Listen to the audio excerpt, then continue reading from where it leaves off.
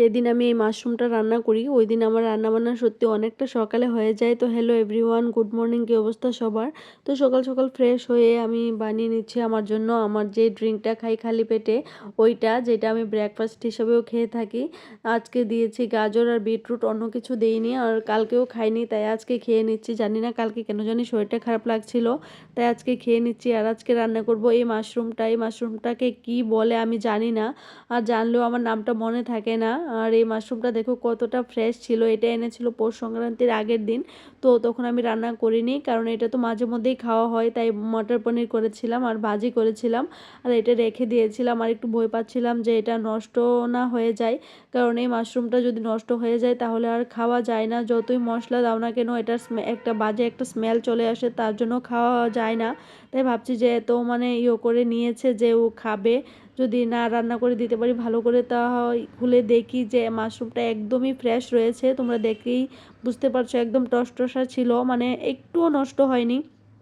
আর মাশরুমটা যখনই এনেছে মনে হয় তখন একদম ফ্রেশ ছিল, যার জন্য এতটা ভালো ছিল। আর মাশরুম রান্নাটাও অনেকটা মানে সুন্দর হয়েছে দেখতে।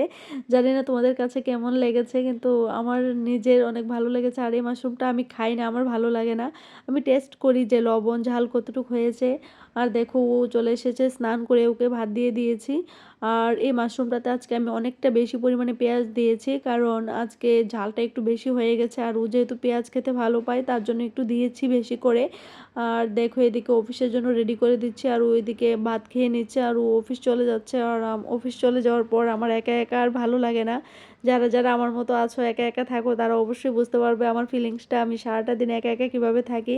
কিন্তু এখন সময় চলে যায়, কারণ ও চলে যাওয়ার পরে আমি কিছু খেয়ে তারপরে এডিটিং থাকে আর কিছু কাজ থাকে, তাই এমন করতে করতে বিকাল হয়ে যায়। বিকালে আবার চলে যায় পড়াতে, তো আমি পড়িয়ে আসতে আসতে ওও চলে আসে ঘরে, সময় কেটে যায় কিন্তু তারপরেও ভালো লাগে না। তো আজকে ভাবছি যে আমার জন্য আর অন্য কিছু রান্না করব না, ওর তরকারি দিয়ে আমি খেয়ে নেব।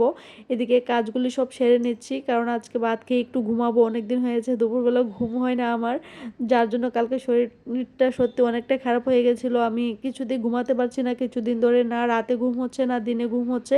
তাই এদিকে ও অফিসে চলে যাওয়ার পর আমি বাকি যা কাজ আছে ওইগুলি সেরে নিচ্ছি, সেরে স্নান করে খেয়ে একটু ঘুমাবো। আর তোমরা অবশ্যই বলবে যে আমার ব্লগ তোমাদের কাছে কেমন লাগে, যতটুকু পারি তোমাদের সাথে শেয়ার করার চেষ্টা করি।